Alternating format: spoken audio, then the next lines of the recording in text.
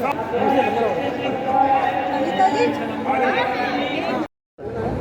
क्या कहेंगे आज जो चल रहा है सारा हरियाणा में चल रहा है? हरियाणा में मनोहर लाल जी की सरकार तीसरी बार आएगी और निश्चित तौर पे जिस प्रकार से हरियाणा सरकार में मनोहर लाल जी सबका साथ सबका विकास लेकर काम कर रहे हैं, ऐसा हरियाणा जब से बना है तब तक ऐसा नहीं हुआ। क्योंकि हरियाणा में चाहे बंसी लाल हो, चाहे देवी लाल हो, चाहे ओम प्रकाश चौटाला हो, चाहे भजन लाल हो, इनके समय में क्षेत्रवाद था। परंतु पहला मुख्यमंत्री प्रदेश के अंदर एक ईमानदार मुख्यमंत्री ऐसा आया है जो सबका साथ सबका विकास, हरियाणा एक, हरियाणवी एक की बात करता है। कोरोना काल में जिस प्रकार से हरियाणा सरकार का सराहनीय काम रहा, उसके बावजूद भी विकास कार्यों की जो गति मनोहर लाल जी के नेतृत्व में मिल रही है, निश्चित तौर पे ये हमारा सौभाग्य है कि प्रदेश को ऐसा मुख्यमंत्री मिला। नरेंद्र भाई मोदी का आशीर्वाद हरियाणा के ऊपर है। भारतीय जनता पार्टी का प्रत्येक कार्यकर्ता ओम प्रकाश धनखड़ जी के नेतृत्व में बूथ बूथ पर काम कर रहा है। एक बूथ पर 10 यूथ और अनेकों अनेक योजनाएँ पार्टी का कार्यकर्ता लगा हुआ है काम करने में। अभी आज मैं हरियाणा फुटबॉल एसोसिएशन की तरफ से यहाँ पे आया हूँ अध्यक्ष होने के नाते। आज मैंने देखा है डिस्ट्रिक्ट फुटबॉल एसोसिएशन रेवाड़ी ने कई सालों के बाद यहाँ पर फुटबॉल चैंपियनशिप कराई है, क्योंकि अरविंद यादव जी यहाँ के नए जिला अध्यक्ष अभी नियुक्त किए थे। अरविंद जी ने जिस प्रकार से ग्राउंड में यहाँ के स्थानीय लोगों ने, यहाँ की सामाजिक संस्थाओं ने उस ग्राउंड को साफ़ किया है। पहले मैं उस ग्राउंड को देखता था जहाँ पर बहुत बुरा हाल था, परंतु यहाँ की संस्थाओं ने और सरकार के अधिकारियों ने मिलकर ग्राउंड को साफ़ सुथरा करके जो चैंपियनशिप कराई है, उसके लिए रेवाड़ी वालों का धन्यवाद। एक बार 3 साल बाद फिर एक से बगावती सुर बोल रहे हैं इंद्रजीत, कह रहे हैं कि जयचंद कौन, हराने वाला कौन, ये है वो है, नाम ले ले किसी कह रहे हैं ये जयचंद कौन क्या बोल रहा है और किसी महापुरुष के बारे में, किसी राजा के बारे में और इतिहास के बारे में, कम से कम वो तो ना बोलें जिनका पुराना इतिहास ऑलरेडी क्वेश्चन मार्क लगा हुआ है। मैं सिर्फ इतना ही कहना चाहूँगा, किसी के बारे में बोलने से पहले व्यक्ति को अपनी गिरहबा में झांकना चाहिए। कोई बीजेपी में कोई कितना भी बड़ा हो, सरकार में चाहे कोई कितना भी बड़ा मंत्री हो, परंतु उसको सभी समाजों को, सभी बिरादरियों को, सभी जातियों को साथ लेना पड़ता है। अगर उनको किसी से तकलीफ है तो डायरेक्ट कहें, परंतु अगर किसी जाति विशेष के व्यक्ति के बारे में अगर कोई कहता है तो निश्चित तौर पे उसको पहले अपनी गिरहबान में झांकना चाहिए।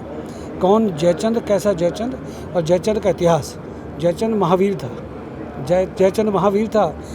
उसका गोत्र भी अगर मैं पूछ लूँ किसी से तो बताने में दिक्कत आएगी। वो गहरवार था और उसने अनेकों अनेक काम किए। पृथ्वीराज चौहान और जयचंद की क्या रिश्तेदारी थी। पृथ्वीराज चौहान महान थे, सम्राट थे, उनको दुनिया याद करती है, महाराणा प्रताप को याद करती है। ऐसे लोगों का नाम लेकर जानबूझकर राजनीति में उबाल पैदा करना तो ये गलत है। ऐसा कम से कम ऐसे लोगों को तो नहीं करना चाहिए जिनको जनता चुनकर लोकसभा में भेजती है। मेरी सलाह है, महापुरुषों के बारे में, वीरों के बारे में, महावीरों के बारे में, इतिहास के बारे में वो ना बोलें जिनके इतिहास के ऊपर क्वेश्चन मार्क है।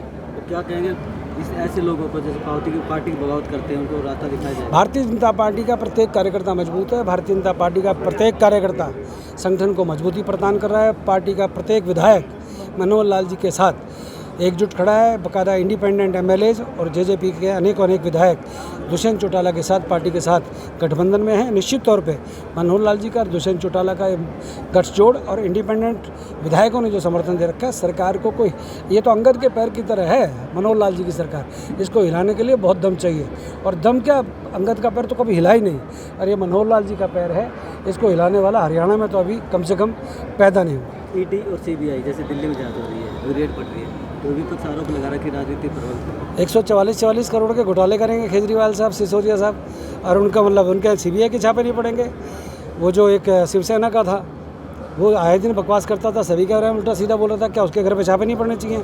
ममता बनर्जी के विधायकों के, मंत्रियों के घर पे छापे पड़ रहे हैं, वहाँ पर अरबों रुपए निकल रहे हैं, 53 करोड़ रुपए निकल रहे हैं।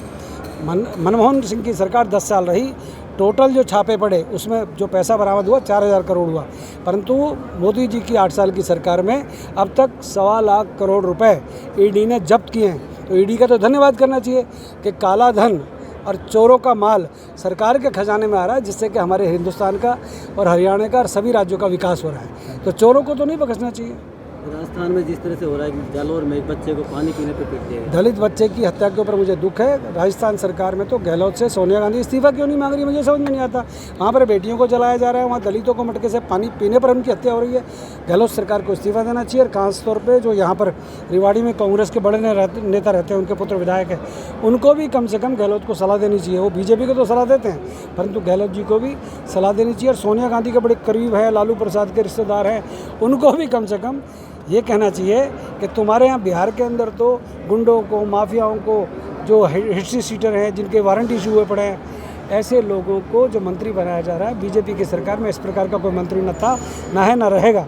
परंतु कांग्रेस को और कांग्रेस के साथी मित्रों को सोचना चाहिए, ममता बनर्जी को सोचना चाहिए।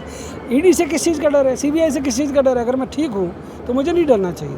अगर कहीं गड़बड़ है तो नरेंद्र मोदी नाम है देश के प्रधानमंत्री का, काले धन को घर में घुस घुस के निकलवाएगा, चिंता ना करें। भारतीय जनता पार्टी केंद्रीय कार्यकारिणी में सुधा यादव और भूपेंद्र यादव को शामिल किया। क्या ये पहली किस्त मानी जाए राव इंद्रजीत के लिए बगावत का जो दक्षिणी हरियाणा का सौभाग्य है कि केंद्र में मंत्री भूपेंद्र यादव, उनको चुनाव समिति में भारतीय जनता पार्टी ने मुख्य रूप से स्थान दिया है।